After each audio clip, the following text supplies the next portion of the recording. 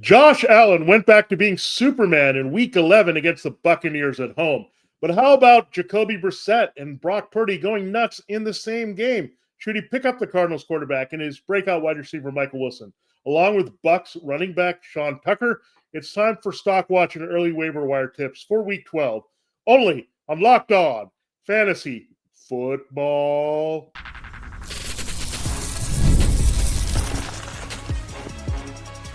You are Locked On Fantasy, your daily NFL fantasy podcast. Part of the Locked On Podcast Network, your team every day. Greetings, everyone, and welcome to another edition of the Locked On Fantasy Football Podcast. We're part of Locked On Podcast Network now, the number one sports podcast network in America.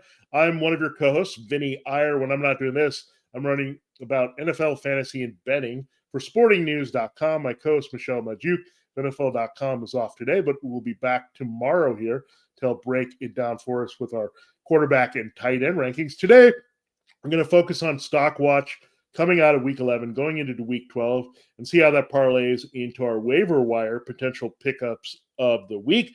Today's episode is brought to you by FanDuel. Right now, new customers can bet just $5, and if your bet wins, you get $300 in bonus bets to use across the app.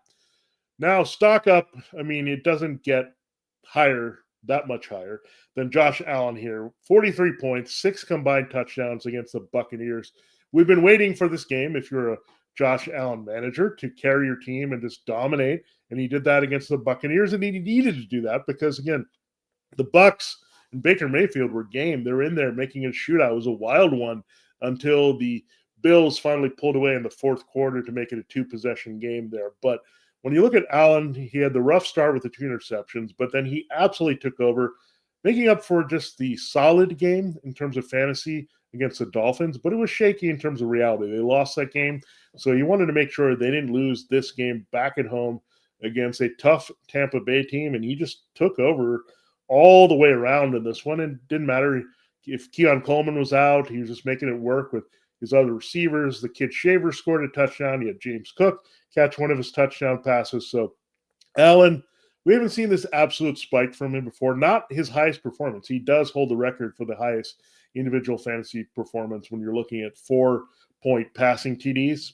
among all quarterbacks all time. This wasn't quite up there, but anytime you get 40-plus points from your quarterback, you got to be thrilled. And it could have even been better if you didn't have those interceptions early, if your league gives minus points for those.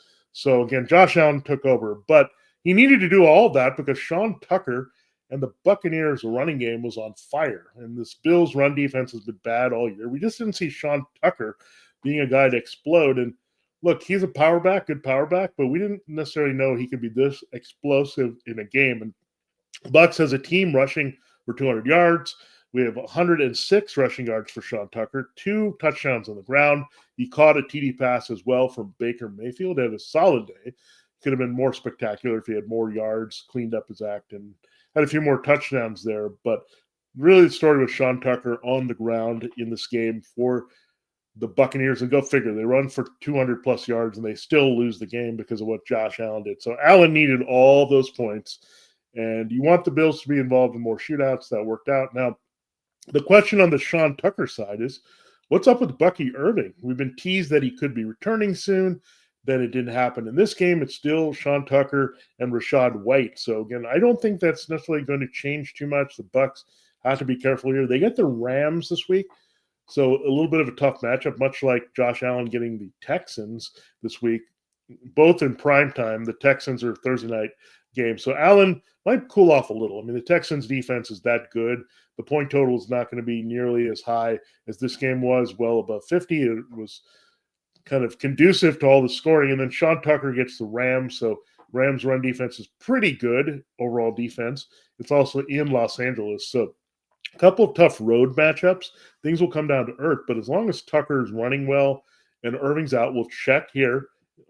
Irving might be more inspired to get back more quickly now, but I think the Bucs might want to err on the side of caution and stick with Tucker with the way he ran. Now, going back to Thursday, Travion Henderson has taken over the backfield. 3 total touchdowns for him. Same deal as Sean Tucker. 2 rushing, 1 receiving in that game for Drake May as they crushed the Jets there with 27 points. So Henderson is locked in now. I mean, Ramondre Stevenson, toe injury, whatnot, with his 2 games missed, Henderson is really taking advantage of that. So he really goes up. But how about this Cardinals game here? And really, I talk about it as the Cardinals game. They got blown out by the 49ers. But Jacoby Brissett was the story. 47 completions, an NFL quarterback record, 452 yards. He did have 2 picks, but 2 touchdowns. Michael Wilson has 15 catches with Marvin Harrison Jr. out with appendicitis. 185 yards, more than any wide receiver has posted this season. Not Justin Jefferson, not Jamar Chase, not Jackson Smith-Njigba, not Amon-Ra St. Brown, not anyone else. It belongs to Michael Wilson. Go figure he does it when Harrison is out. So hopefully Wilson can stay as their number 1 as long as Harrison has to miss time. But he's definitely earned the number 2 job on this team, which has been kind of all over the place. You also have Greg Dortch hanging around. He's annoying, but Trey McBride also goes off. So Jacoby Brissett has done wonders for the key targets on this team, and Harrison should be back this week for the Cardinals. They get the Jaguars at home. We'll talk about later in the show. Brissett is a worthy pickup and play in that one. Brissett was blistering hot in this one. So is Brock Purdy. Brock Purdy comes back, and look, we were worried about this matchup a little bit. The Cardinals are good against the pass. We thought it was the CMC show, but we also liked his top target, George Kittle. Kittle comes through with a couple touchdowns here. They were just locked in all around. McCaffrey also had a receiving touchdown. So similar game to Henderson and Tucker from scrimmage from McCaffrey. Not quite as many yards, but still very effective and himself. And this is great news. The Cardinals, I know, get the Jaguars, which can be tricky, but it's at home back in Arizona where this game was. So that's nice for their value. But Brock Purdy and the 49ers go home to face the Panthers, a team that struggles against running backs and tight ends here. That game is on Monday night. So a lot of primetime games we're talking about early for these teams. But yeah, Brock Purdy is now back as a guy that you can trust. Completely look different, the offense. More downfield passing, more juice here. Mac Jones is very good, but Brock Purdy gives them another element. And well-timed with the Kittle return into his 3rd week and CMC really running well and healthy. Now, Tenor McMillan, it's been a tough rookie year at times for him. A lot of it is tied to Bryce Young and his up and downness. But Bryce Young had a killer game against the Falcons in Atlanta, and that led to Ted McMillan going off 12 targets, 8 receptions, 130 yards, and 2 TDs. By far his best overall game as a rookie first-round pick, the first wide receiver selected in the 2025 NFL Draft. He looked fantastic, used his size, his speed, all his assets here to dominate. And when Bryce Young can play that well against a defense, that's good news. And again, McMillan and the Panthers get the 49ers. The 49ers just gave up this massive game to Jacoby Brissett. We saw Bryce Young just teeter with 400 yards, not quite get there in that game against the Falcons, 30-27 overtime win. So when you look at that, I mean, this is good news for McMillan going forward. Xavier Legette, we'll see if he's legit as a pickup that you can consider opposite McMillan later in the show. Now, Travis Kelce, he is now the Chiefs leading everything when it comes to tight end. 13 targets, 9 catches, 91 yards, and a TD against the Broncos secondary. The focus was on containing Rashee Rice and Xavier Worthy. It worked, but Travis Kelce has continued to play a bigger part of this offense. A lot of it is being worried about those receivers, right? Rice and Worthy are dangerous downfield. It's opening up the routes underneath. This team is not exactly running the ball a little bit more effectively as we looked at. And then you look at the Colts matchup this week. The Colts give up a ton of points to the tight end in terms of receiving and value here. So Kelce should be locked in as a top 6 option the rest of the way. Sam Laporta didn't play this week, so Kelce's profile moved up. We had George Kittle, Trey McBride, and Kelce all go off this week as elite tight ends, and that was a lot of fun to see with Tyler Warren on a bye. Now Warren will return the same game against Kelce, so maybe a little bit of a tight end duel that we can look forward to in that game. So those are the stock up guys. Unfortunately, we're going to have to talk about stock down guys. I'm looking at some Eagles players for sure in that Lions matchup from Sunday night. We'll get to that, get our stock down players, and then pivot to the early waiver wire recommendations here for week 12. We'll do that after first, we hear from one of our sponsors.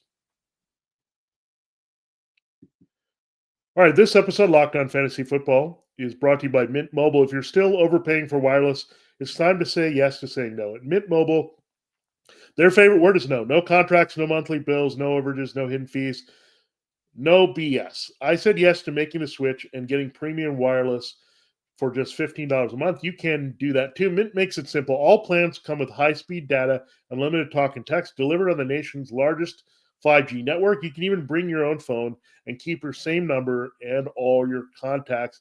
I love that you're getting the same quality service you had before, but for a fraction of price. The setup is super easy. You get to keep all that you've had, and you're running up there in minutes. Ready to say yes to saying no? Make the switch at mintmobile.com/LockedOnNFL.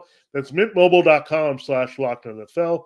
Upfront payment of $45 required, equivalent to $15 a month. Limited time new customer offer for first 3 months only. Speeds may slow above 35 gigabyte on unlimited plan. Taxes and fees extra. See Mint Mobile for details. All right. We got the positive energy going first here on a Monday. Time to get into the negative vibes. Unfortunately, we got to do this. It's going to help you going forward. What the heck happened here to some of these guys we counted on all the time? Justin Herbert and the Chargers offense. I cannot explain this one. Absolute clunker here. I mean, 3.3 points. That's right. 3.3 points. That wasn't on one drive. That was the entire game for Justin Herbert. Clearly, the other Herbert brother was the guy that was on the winning side in this one. They just got rolled here. They couldn't stop the run. All the receivers went in the tank. Kamani Vidal couldn't get going. I don't know what's going on. The Chargers are just very inconsistent. It's hard sometimes, right when you believe and trust this team to be consistent, they do this. They pull the rug from under you. So this is really tough to kind of grasp around here. The Chargers need this bye week to regroup, so you won't have the Chargers in your lineup this week. Now, a couple of Falcons updates here that are really sad. Michael Penix Jr., again, he was feeling it with Drake London. He is on the shelf here, and Drake London is also really out. So we lose one of the best fantasy producers at wide receiver over the past several weeks in Drake London, and the quarterback that was getting him the ball. So that was rough. Lamar Jackson, I wouldn't worry too much about the Browns game. The Browns defense at home is about the toughest matchup you can get. This matchup this week is not as tough. Coincidentally, Lamar Jackson goes against former Ravens quarterback Tyrod Taylor and the jet shell of a defense this week. We talked about Rashee Rice and Xavier Worthy. They were bottled up by the Broncos secondary.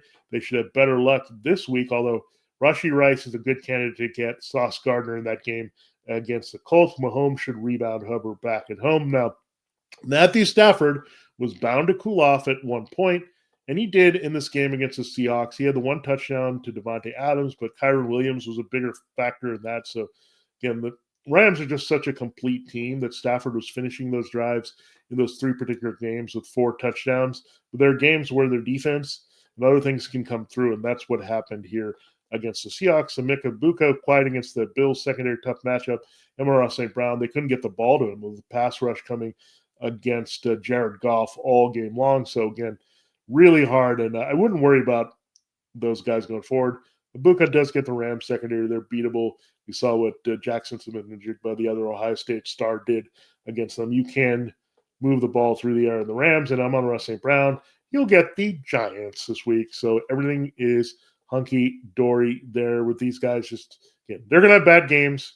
Not a bad trend to follow there, but Herbert Chargers are definitely worried about now more. Now, Saquon Barkley, look, it's been brutal all season. He only had 9.5 points against the Lions. We knew the Lions' run defense was tough.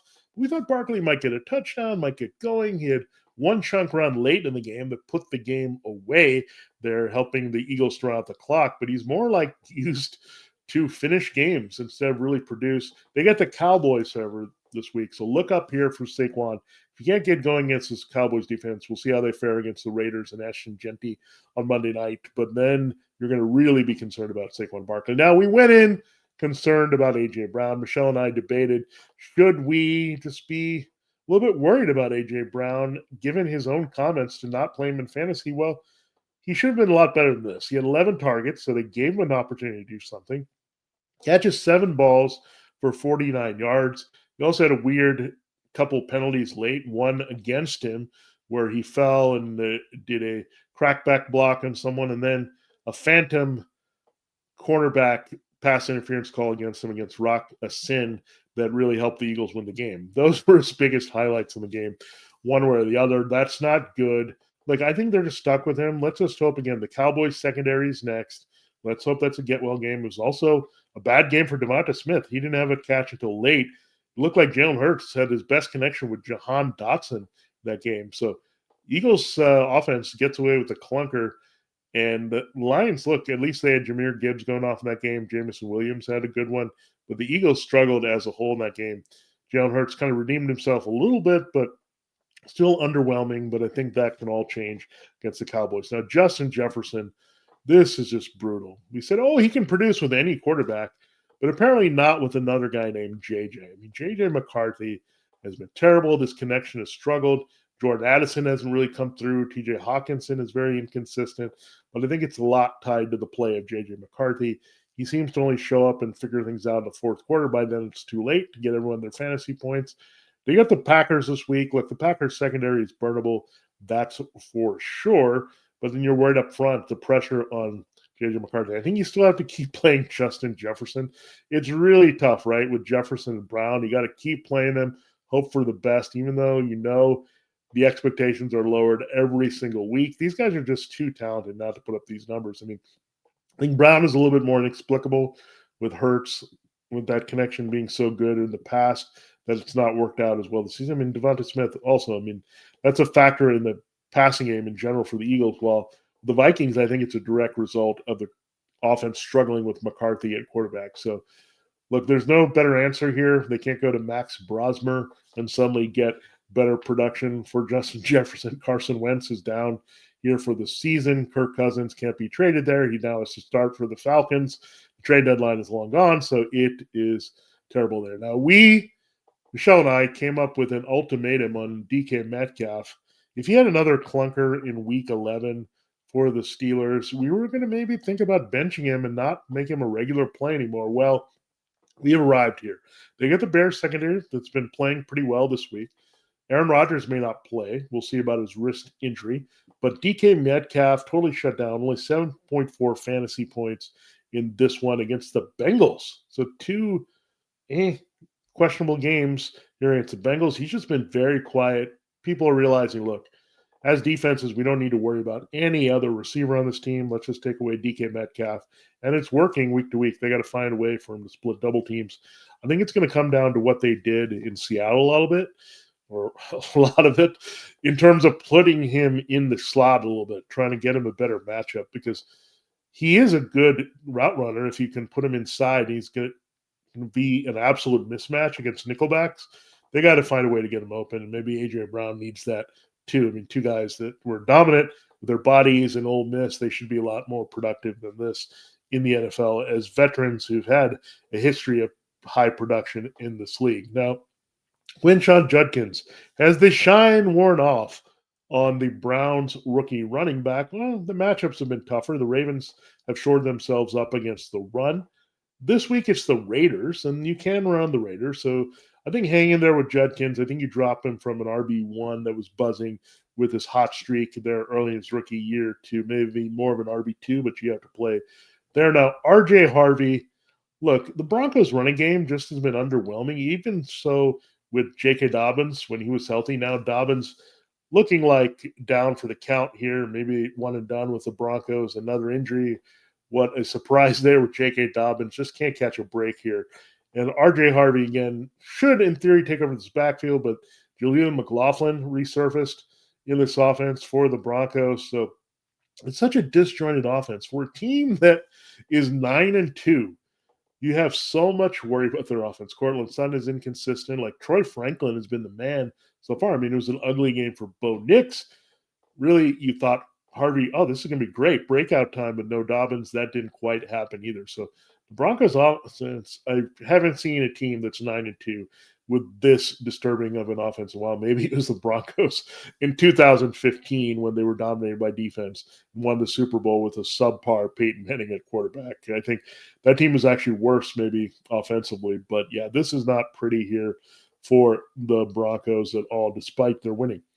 Now, Jacoby Brissett, let's pour one out for Bill before we get out of this segment. He's done. We're not going with him at all. He tried his best to make his name in the Commanders' backfield. He had all the opportunity with Austin Eckler on the shelf, failed to do so. It is now shifted to a clear running back option. We'll get to that player. I mean, clearly the number one is playing over him. That's Chris Rodriguez Jr. We will get into where you should prioritize Rodriguez among the other running backs and then look at quarterback, tight end, and wide receiver that you could pick up for help right after this final break.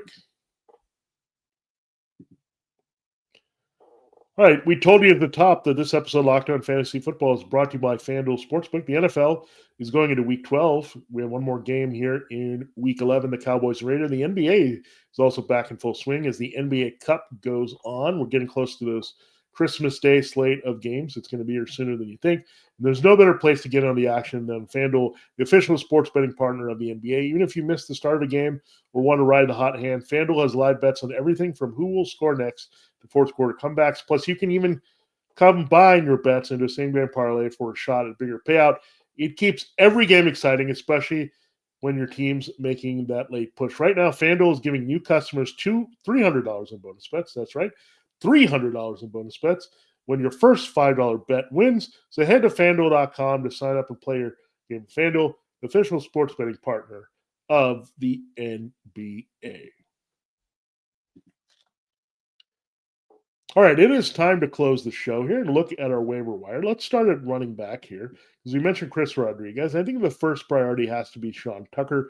Let's watch the Bucky Irving injury, but he was just too good last week, and the Bucs might ride the hot hand a little bit while Irving is still ailing, and we're not quite sure that he's going to make it back on the field this year. I mean, we've heard this about the other players on this team that have been hurt, especially Chris Godwin. So the Bucs definitely like to string out the injuries, so we're going to look at that. Now, we did have a concern here with Jalen Warren, but Kenneth Gainwell seemed to click a little bit with Mason Rudolph. So Rudolph plays in the game against the Bears this week. Gainwell could have a lot of value here, depending on how Warren's status is going into that one.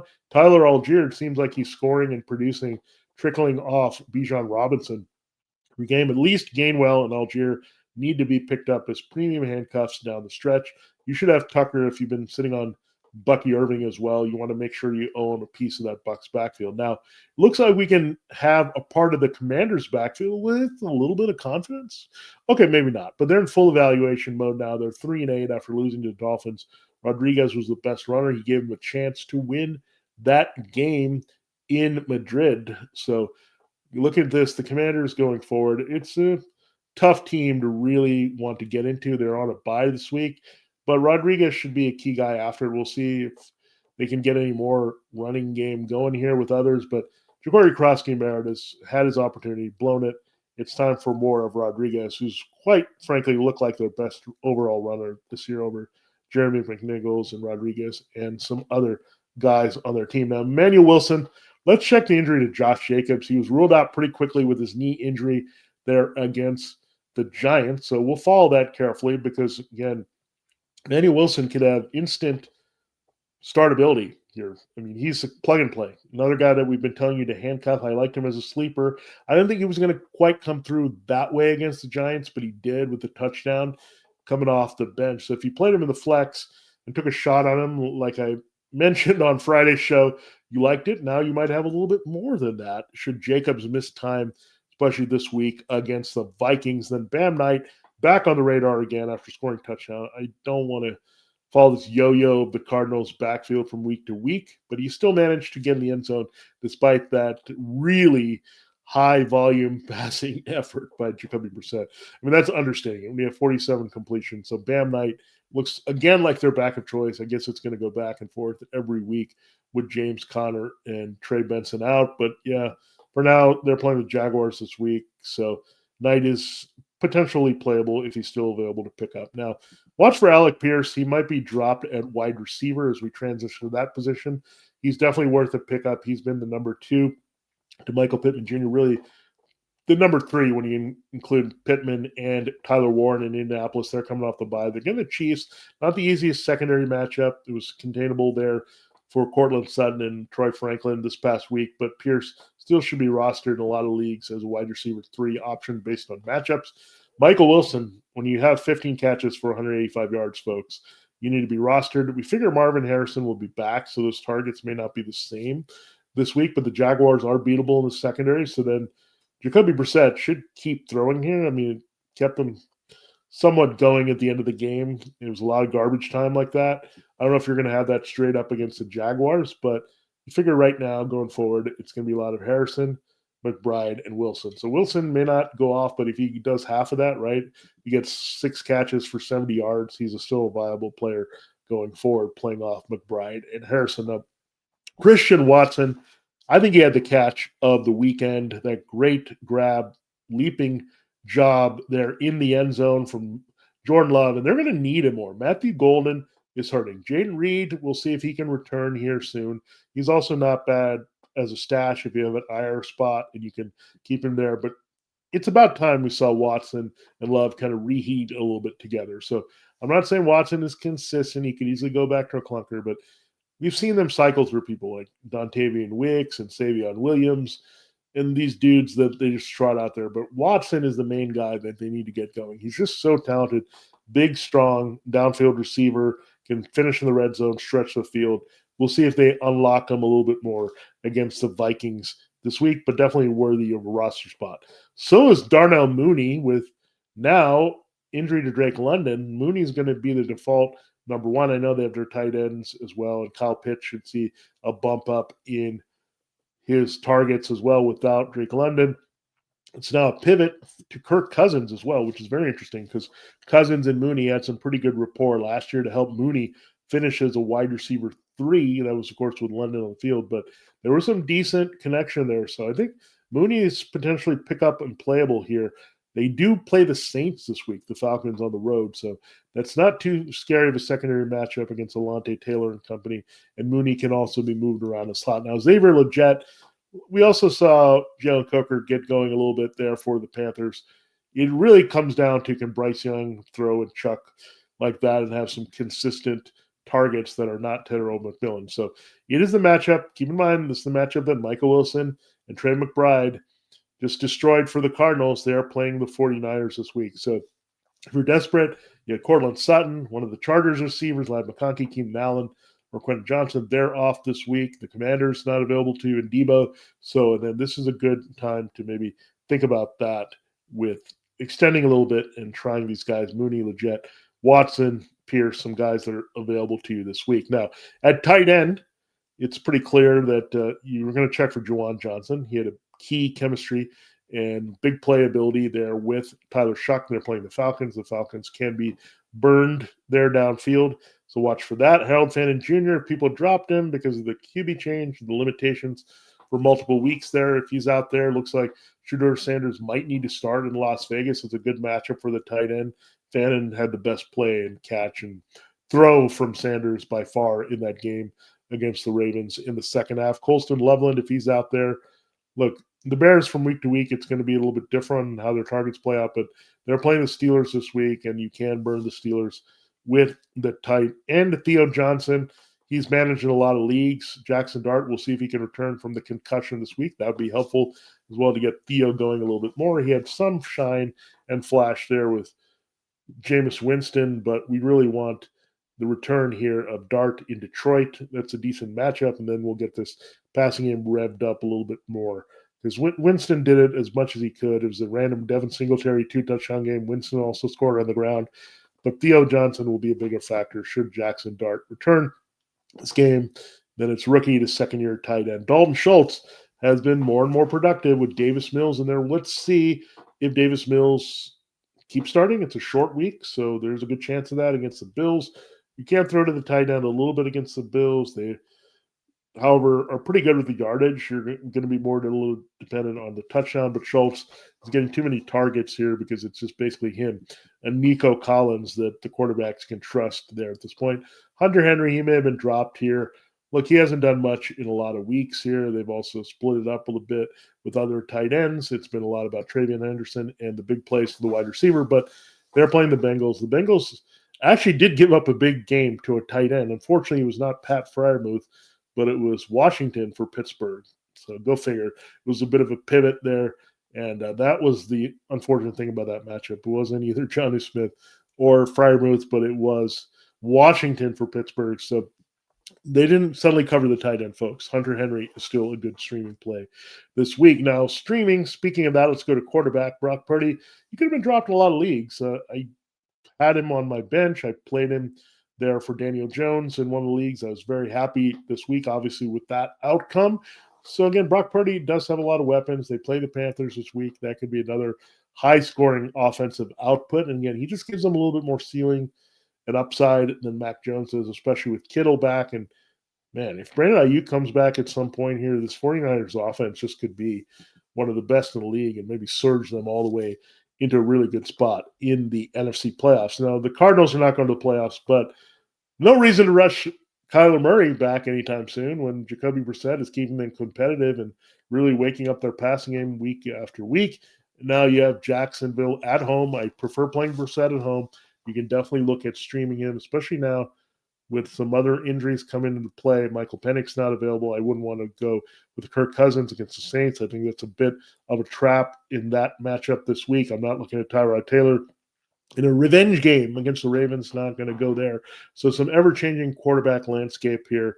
So I think definitely Brissett should be managed in a lot of leagues, and I think he's going to come into play based on matchups. You can't totally rule him out. He's not just a deep fade roster guy. He definitely has some value going forward. So there's your look at the early waiver wire here for week 12, as well as the stock watch for the players rising and falling in relation to that. Thank you for making Locked On Fantasy Football your first listen of the day. The NFL season is finally here into the second half, well into week 11. For your second listen, get a double dose of the Locked On NFL podcast. Tyler the Madman Rowland gives you a shot of espresso to start your football day, while Tony Wiggins takes you into the barbershop for the smoothest breakdowns to end the day. Find Locked On NFL on YouTube or wherever you get your podcast. For Locked On Fantasy Football, this has been Vinnie Iyer for my co-host Michelle Majuk. Have a great day. Good luck if you need something Cowboys Raiders, and we'll check you out on Tuesday for quarterback and tight end rankings. Bye, y'all.